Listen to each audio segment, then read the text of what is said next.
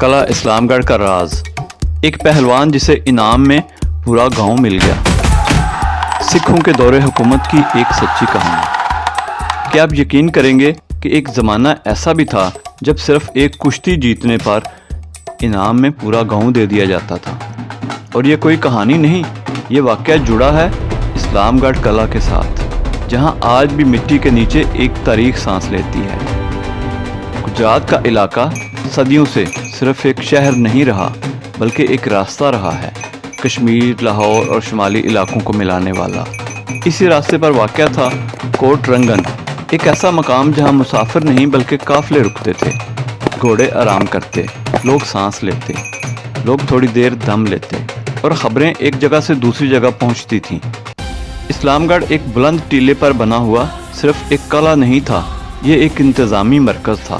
کہا جاتا ہے کہ یہ وڑائچ جٹوں کے 84 دیہات کا مرکز بھی رہا، اور پھر وقت کے ساتھ یہ ایک مضبوط قلعے میں بدل گیا، جہاں طاقت اور اختیار دونوں کا فیصلہ ہوتا تھا۔ تاریخی کتابوں کے مطابق 1870 میں اسلام گڑھ کے قریب ایک بڑا کشتی کا دنگل سجا۔ لوگ یہ کشتیاں دیکھنے کے لیے دور دور سے آتے ہیں۔ مقابلہ صرف کھیل نہیں، عزت کا سوال بن چکا ہوتا ہے، اور اسی دنگل میں کوٹ رنگن کا ایک شخص میدان میں اترتا ہے۔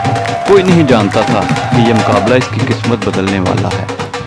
ایک کے بعد ایک وہ اپنے تمام حریفوں کو گراتا جاتا ہے، تماشائی خاموش، پھر اچانک شور، اور آخر کار وہ جیت جاتا ہے۔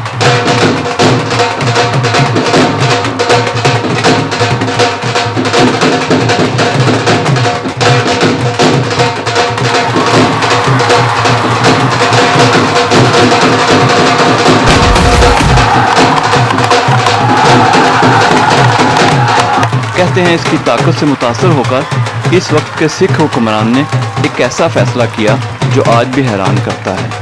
اسے پورا گاؤں اسلام گڑھ انعام میں دے دیا گیا۔ لیکن سوال یہ ہے، کیا یہ واقعی سچا واقعہ ہے؟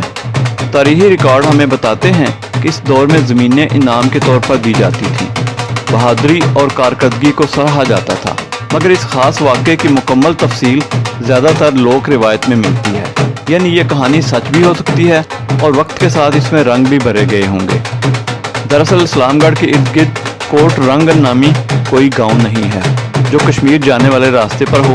کتاب میں درج کوٹ رنگن غالباً کوٹ رانجھا ہے، جسے برطانوی مصنف نے مقامی تلفظ کو غلط سمجھ کر مختلف انداز میں لکھ دیا ہو۔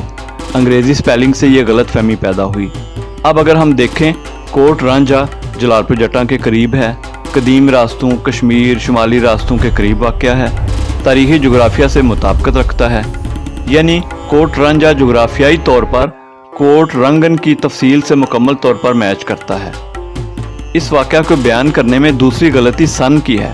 اس واقعہ میں سن 1870 بتایا گیا ہے، جو بالکل خلاف حقیقت ہے، کیونکہ 1849 میں سکھوں کی انگریزوں کے خلاف جنگ میں ہونے والی دوسری اور آخری جنگ میں سکھوں کو شکست ہوئی، جس کے بعد انگریز پورے پنجاب پر قابض ہو گئے، جس کے نتیجہ میں قلعہ اسلام گڑھ بھی انگریزوں کے تسلط میں آ گیا تھا، اور 1870 میں اسلام گڑھ قلعہ انگریز ڈپٹی کمشنر کے کنٹرول میں تھا۔